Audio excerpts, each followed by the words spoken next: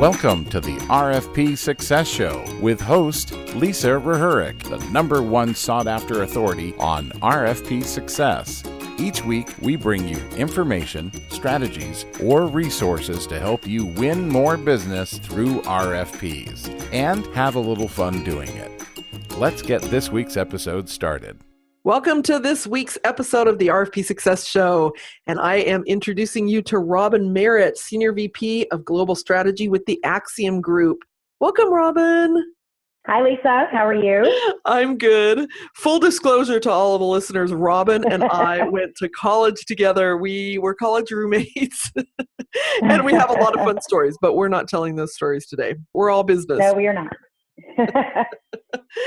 Well, Robin is here for one of our success conversations, and she has been around RFPs for a really long time. And she was here visiting me not too long ago. We went out to dinner, and we had this fantastic conversation over dinner about what makes good RFP responses and the things that we've both learned over the years. And I thought, what a perfect person to have as one of our expert guests to come on and share her successes, because she's so good at it. And her prior companies and our company now have also had some really great successes around RFPs. So I want to kick this off, actually, Robin, by you telling us a little bit about your background, just overall your background, and then your background with RFPs. Yeah, you bet.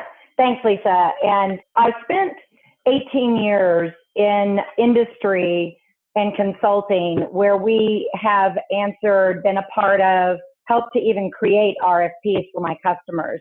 So over the last 18 years, I worked for a large major consulting firm, Arthur Andersen, where I had responsibility in manufacturing and retail.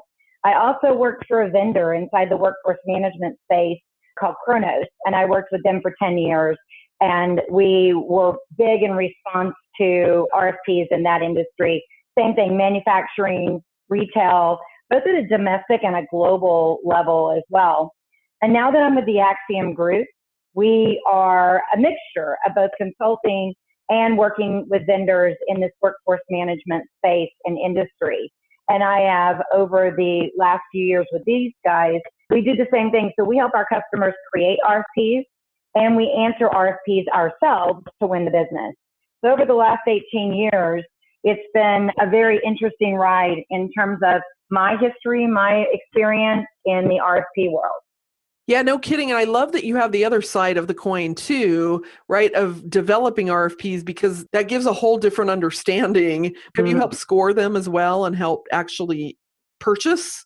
We absolutely have. We've created the scorecarding.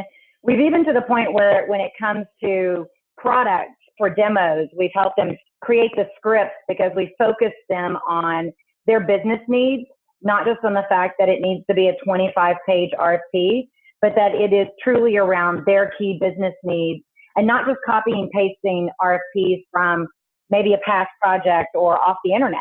So we help them to customize those directly for them for what they need in their business. That is such a great perspective, because I think that a lot of us that work on RFPs are so embedded in just thinking about it from our perspective of let's just get this response done and let's get this written. And, you know, one of the things that I talk about in the book, and by the way, for the listeners, Robin was kind enough to do the foreword for the RFP Success book. So she has been involved in that whole process as well. But one of the things that I think you mentioned this in the foreword, and I mentioned in the book too, is that we forget that there's people on the other end of that RFP reading it, and that they are human beings that don't want to read crap or boring or anything like that. They want something interesting, and we have to think about that, right, when we're writing our responses. That is so true. You know, the other thing about that, when I read the book, that really resonated with me because it's something that we tell our clients all the time. It's something that when we Axsium Group answer our RFPs, we try to think about this, which is you have to remember sometimes the people on the other end that are reading those RFPs didn't ask to be that person, right? They didn't ask to say, hey, sign me up. I want to read every RFP response for this particular project. Some of them they're professional in their organization and that's what they do. But you need to put the hat on to say, I've got to pretend that they know nothing about me. I've got to pretend that they really do care. I mean, for the most part, whether it's their professional job or not, it truly is their job for that moment. And their job for that moment is hiring the best person for this particular, whether it's project, product, job, whatever it is. And so in answering it that way, if you always try to keep that in your mind, you will do less of copy pasting and, oh yeah, just throw that in.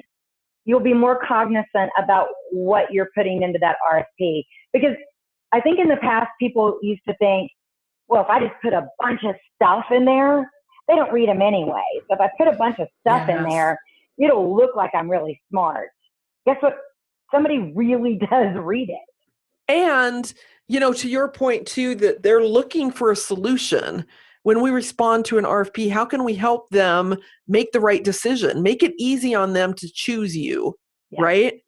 It is so crazy that some of the responses that we send back for a job, a project, for us bidding on something, I'll read through it thinking that we've done all the things right. I'll read back through it and I'll ask myself, who are we? Like, what did we just bid on? What did we just do? Because I'm reading the responses and I don't have a clue what kind of organization we are. We forgot to tell them why you need to hire us.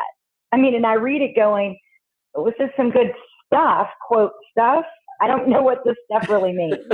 And we are the ones sometimes that write these RFPs and we still don't get it right. You got to be that creative to really set yourself apart, and you have got to take the time, have somebody impartial read it. I mean, when somebody else reads it, I love the questions that they ask you back because you're thinking, wait, no, I answered that. And you go back and read that part and you're like, no, I guess I really didn't answer it at all. Yeah, because we're too close to it, right? We get too close to it. I mean, that's the whole reason I have a whole business. So thank you all. Exactly. Right? Right. Yeah, exactly. So what do you think makes your company now, or anywhere that you've been, what do you think has really made the Axsium group so successful? Because you guys are pretty successful in your responses. You have a pretty high success rate, right?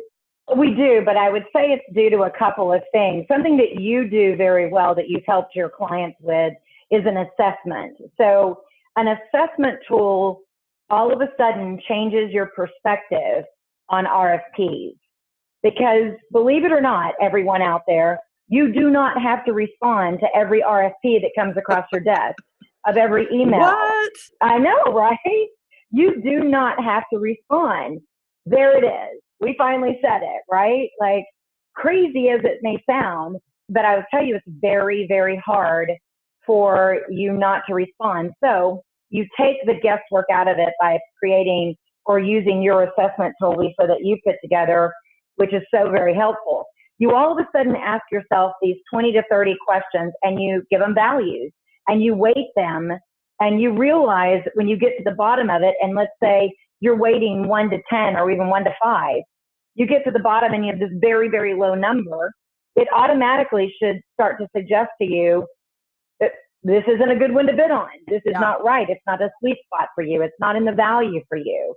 So taking an assessment and putting a figure to it, so you take all of the, I guess, subjective piece of it out, you can be black and white. This is not good for us or what we value. So that's the first thing, is that you have to assess correctly. The second thing that we do is when we decide that, yes, this is what we want to do, it's always normal that you piece part it out. So I have page 1 and 2, you have page 3 and 4, somebody else has 5 and 6. Think about all of us. We all write in a different tone. We all talk differently. We have different language skills. And then all of a sudden, that ends up in your RFP. And if you're reading them, it changes tone. Yeah. And that's a little disturbing sometimes, right? To read that. Yeah. That's hard. So how do you get around And then everybody still owns it, right? But you don't own it, quote, on paper. It goes to a centralized individual in our marketing group. And their job is edit and using the language of the company. So we're all using, some sort of standard language on it. We're very cognizant of that so that we don't look too PC. We also try to standardize a lot of the information. Look, when it says, tell me about your company, everybody thinks that you should just cut and paste about your company and say, oh, here we go. But remember, you're bidding on something different every time. Don't be afraid to tweak who you are. I'm not saying make up who you are. I'm just saying what's relevant to one RFP is not always relevant to another one when you talk about who you are. And that sometimes is the catching of the individual in the very beginning of the RFP. So those are a few of the tools that we use to try to think about it a little differently. And you know what I love too, and this is so apropos as you being the Senior VP of Global Strategy, is that it's really hard to use that assessment tool if you don't have a good strategy, right? Which goes to, you guys know who you are, you know what you want. And so you've got to have that strategy in order to then be able to assess the opportunities, right? And how important do you think that strategy is to your success as well? We couldn't have built an assessment tool if we didn't. Yeah. So, and I'll just down and dirty, we work in the retail industry and manufacturing. We work in workforce management. That is an industry of helping our customers become more productive with a labor force, a workforce. So we've decided we're not healthcare expense control companies. So if an RFP comes across like that, we're like, thank you very much, doesn't fit in our strategy. If I did the assessment on this, it's going to get a very, very low ranking, therefore not really in our sweet spot, not going to do it. And now I'm going to tell you something that was so hard. Do you know how hard it is to sit in a leadership strategy meeting and say, we're only going to be in these industries. We're only going to do this type of work. Because all of a sudden you scare yourself to think, I'm about to miss out on $25 million worth of business for this year if I don't go after all this other stuff. Yep. Try to go after something that's not in your sweet spot. Where are your resources from? Who are you hiring to do this? Is that contractor more expensive that now you have to hire to bid on this? I don't even make a 10% margin on it. So while you think you're making revenue, you really aren't when you could concentrate on your key sweet spot areas. It's so hard to do. It's so hard to do. But when you do it, the first time you pass up your first RFP, you're like, okay, nothing happened. The world didn't crash. I didn't lose my business. Right? Yeah. Okay, I'm still alive. Look at me. But it's hard the first time you do it. It's really hard. And I will tell you that all businesses listening to this podcast, but if you are a small business or a solo business and you're trying to bid on these RFPs and you're trying to do it all yourself, it's even more important. I mean, it's important all the way around, but we don't have time. Nobody's got the luxury of extra time. We are all just barely making it with the time that we've got. So why would we want to put more on ourselves? And we know from history and from expertise that's out there, the more you know who you are and who you aren't, the better you're going to do. It is a really hard hump to get over, though. And I love that you brought that up because you guys have done that so successfully and it's been brilliant for you. So I love that. Do you guys have like an RFP team in-house or what does that look like? We are a small, medium-sized company. So we have a marketing group and it consists of 3 people. And each one has kind of their different jobs. One is extremely good at editing, helps us write our blogs, and really stays on top of us for the written word. One is really good at the vision, and one's really good at the execution of it. So our sales team, along with the delivery team, the services team, and our marketing group, have come up with some templates and with some standard language, but then we each own portions of an RFP. And we do it collectively. So we set up meetings and we meet, depending on your deadline, we meet regularly to walk through what has been added to the RFP and what's out there. We don't find it easy and we don't find success when we just drop it out to OneDrive or to a Dropbox and say, hey, it's out there, go check it out. No. Because everybody kind of does it at their own speed. They do it in their own way. We find jumping on calls, even if it's a 15-minute call, we're so much more successful at saying, hey, read this section. What am I missing? What's going on? We're editing it right in front of each other in a WebEx, and you are updating it together. That seems like probably to a large company, that seems very time consuming. But believe it or not, we spend less time just sending files and emails back and forth, which just gets shuffled. I'm trying to read your thoughts. You're trying to read mine. I can actually articulate them in a quick call. We get it done and we move on to the next section. I don't know. The interesting thing about, what we've come up with is that we find that when we really are focused together on the call, that we get things done faster, because surprising to everyone, I'm sure, and not really, that's facetiousness, is that we are all really bad at multitasking. Like, it's not even really a thing, right? It's just doing a lot of things really poorly.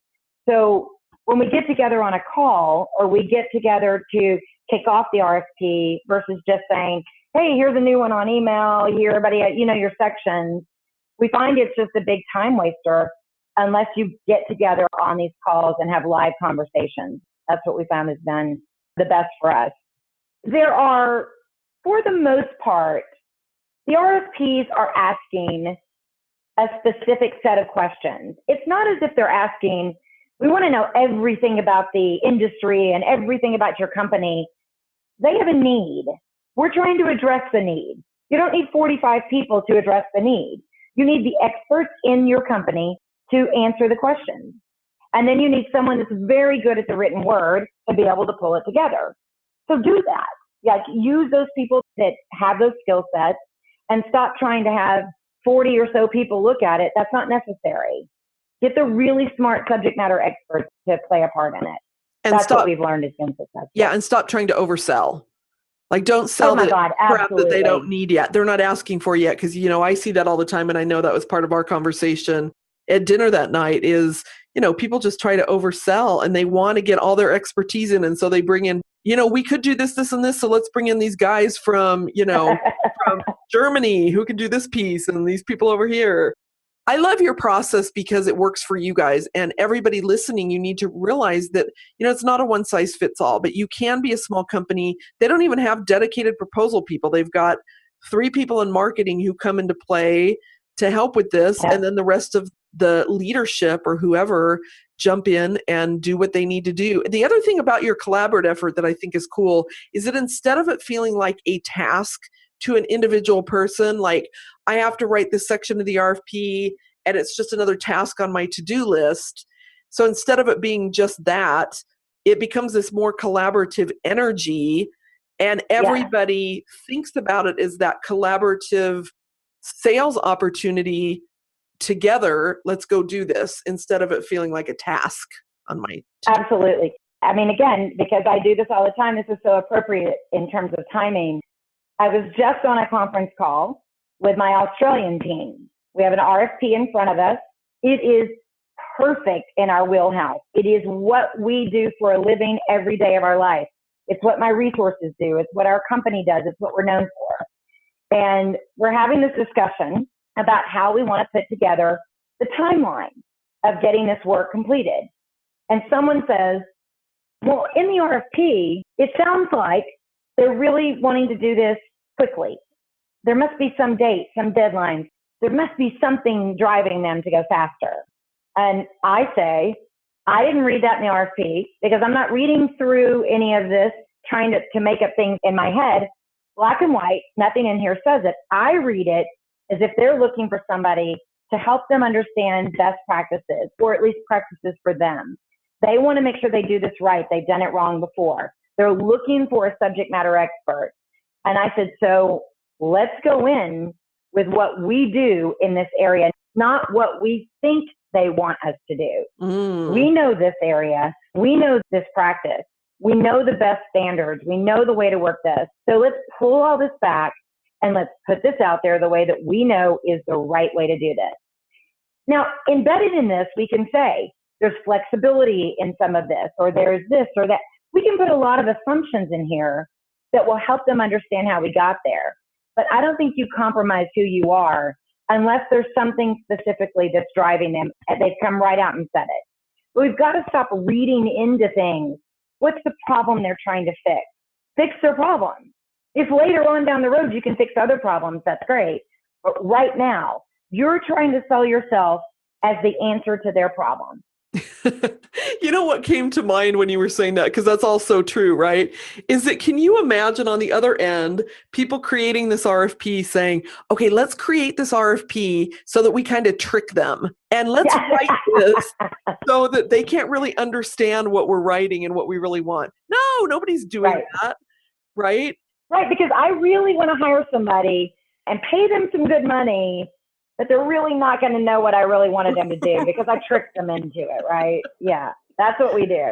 When we're working with our clients to help them write RFPs, we say to them all the time, you have got to be crystal clear in the purpose of this RFP right up front, because you don't want people spending time creating and writing and developing your responses, and then you're taking days to read it and make these decisions to bring people in. You've wasted so much time of your own by not being crystal clear up front what you're trying to solve. Yeah. And I said, believe it or not, you can write this in 2 to 3 sentences. This is not an elaborate 14 paragraphs for you to tell. I don't care who you are. Your problem is not that complex. You know exactly what you need, put it out there, and then let them go about how they would solve it. That's really how easy it is. Yeah, and it's interesting, and I'm going to put you on the spot here because you told me a story, so hopefully you'll remember the story, and I'd love for you to tell the story, and I actually referred to this a little bit in the book, but there was an RFP that you guys were responding to, and you were on the Q&A call, and you asked a question about what their objective was. Do you remember that? And they couldn't even... I do, and will you tell that story? It was a global RFP. Yeah, it was a global RFP. It was a very large retailer that everybody would know. They probably carry a purse or two of theirs. They were really, really asking the right questions. They knew what the problem was to solve. And it was very interesting. They had the open Q&A. So anybody that had responded to the RFP was invited to come on to an open Q&A. And we're a very small industry. Everybody knows everyone. I have a distinctive voice. So everybody knows that we're on the call, right? I know the problem they're trying to solve because this is a regular RFP we get all the time. They're trying to solve this across a very global type of, implementation and different markets and regions and areas. So what we had talked about was, I wanted them to tell me, can you specifically tell me at the end of this implementation, I want to know what is the objective of your company? What do you want to solve at the end of it? How do you want to solve it? What do you want this answer to look like at the end of it? And what's the purpose of all of this? And let me just... dead silent. Yeah. So, and let me just interject there. That's a big question. That's a really brave question to ask, first of all, because most people would be afraid to even ask that question. But you asked it, which is huge. And then, sorry, now I'll let you continue. I kind of didn't feel like it was a big question. I kind of felt like, again, how we help our clients is that we tell them never go into RFP until you're ready to answer the big question, which is, at the end of all of this, what's the objective? What is the purpose of this? Yep. And you would think that most everybody would know, well, the purpose is we need to cut expenses. We need to grow our business. Whatever it is, you need to do all of those things, or one of those things, basically. So it was dead silent. And I thought, I must be on mute. So I said, I'm sorry, was I on mute? And the customer said, no, you're not. Now, remember, there were probably 10, 15 vendors or consultants like myself on the phone. And then the company had a little over 7 to 8 executives on their call. I thought, well, they're just waiting for one to answer over the other one. There must be some hierarchy of them answering it. And finally, the most executive person on the phone said, that's probably the one question we didn't ask you out of the 45 pages we sent you. And it was probably the most important one. And I don't know that us sitting on this call right now can answer that. I mean, I think we can tell you why we actually sent the RFP out. And it was because in a meeting we were told we needed to get a better grasp on our payroll. And we globally needed to standardize. But I still can't tell you why or what the objective will be at the end of this. I said, well, let me tell you what most customers who are doing this kind of a project, what most of them come to, like why they're doing this. And I said, you're going to fit into one of these buckets, right? It's going to fit into one of these. Over the course of the next 30 minutes, we kind of talked through it and they said, I think we're doing this because we know that we aren't standardizing our labor workforce across all these countries. We know we must be missing paying them the right way, being in compliance. So we really have to get this right for our employees and their engagement's sake. And I said, there you go. I think you got your answer. But you normally need to know that before you put that out in an RFP. And they said, well, again, we really thought we had it tied down, but now we know what we're doing. And now we know we also need to talk to our vendor because we want to make sure that they know it's all about compliance. So looking back on it, it was a brave question to ask. I think I was very naive to think it wasn't. And it wasn't really about stumping them. Why I was asking that was I then could go back and look at my answers to say, was I targeting what their true outcome was? And I wanted to make sure that I was in alignment with that. That's really why I asked the question. I mean, it was a super smart question to ask, but I think one that a lot of people would shy away from because they're like, well, I don't want to ask them this weird question that's going to make me look dumb or whatever it is. But you truly needed the answer to make your response better. And I think your response did get much better. I don't know if you guys won that or what the outcome was, but I would guess that they thought of you as a much higher level of partner because of that question that really made them think.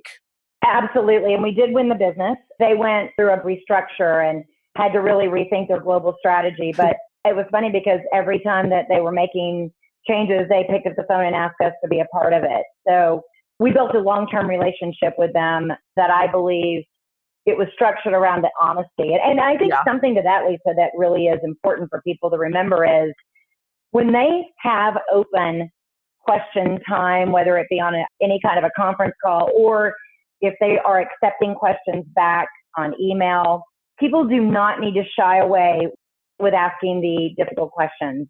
Utilize that time. Really ask the questions. I promise you're looking at most RFPs, you have questions. We always have questions. Ask them. Nothing is really off limits at that point because you might ask something that triggers a response back that you can just set something in motion for you. Maybe it's more targeting your answer, but don't shy away from asking if they're allowing you the time. Take the time and be thoughtful and ask questions.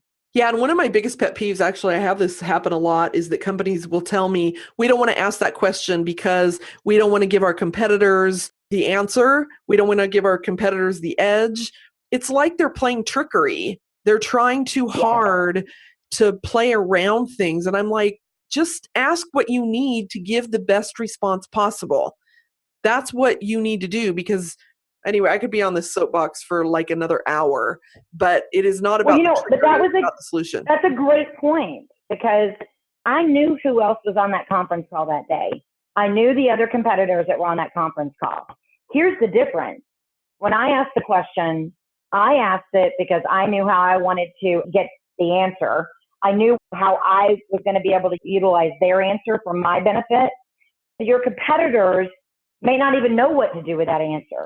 Right. They might not even I don't know why she's asking that question. I mean, why does that matter? And by the way, they can ask it anyway. They can ask on email. There's lots of that going along anyway. Just assume everybody's asking the same kind of questions because, by the way, everybody can get the same information. Yeah. What they do with the information is what sets them apart. So that's how you ask the tough questions. It's fine if my competitors see them. How you respond to their answer is what will set you apart. Wouldn't you say too that there's this level of confidence that goes with that like, hey, I'm going to ask this question and I'm confident to ask it to get the answer that I need to go craft the solution that is best for them. Absolutely. I think the most confident people ask the best questions. I feel like we can all get information. If you wanted to talk to the person that sent the RFP, that they usually say, any questions, send to this email box. Everybody can ask the same questions. Everybody can get the same information. It's really just what you do with it. So, it makes us all better for it, and it makes the customer better as well. So I agree. All right, so let's get into some fun stuff. Let's talk about the good stuff. Let's talk about some mistakes. Like, what are some of the things that you've done really wrong over the years, or some of the biggest mistakes that you've made? You have been listening to the RFP Success Show with guest Robin Merritt of the Axsium Group. Join us next week for Robin's answer to the biggest mistakes question and much more. This is Lisa Rehurick, host of the RFP Success Show, signing off. You have been listening to the RFP Success Show with RFP expert Lisa Reherik, author of the RFP Success Book. If you haven't subscribed to the podcast yet, make sure you click the subscribe button so you don't miss a show. And thanks for spending time with us today.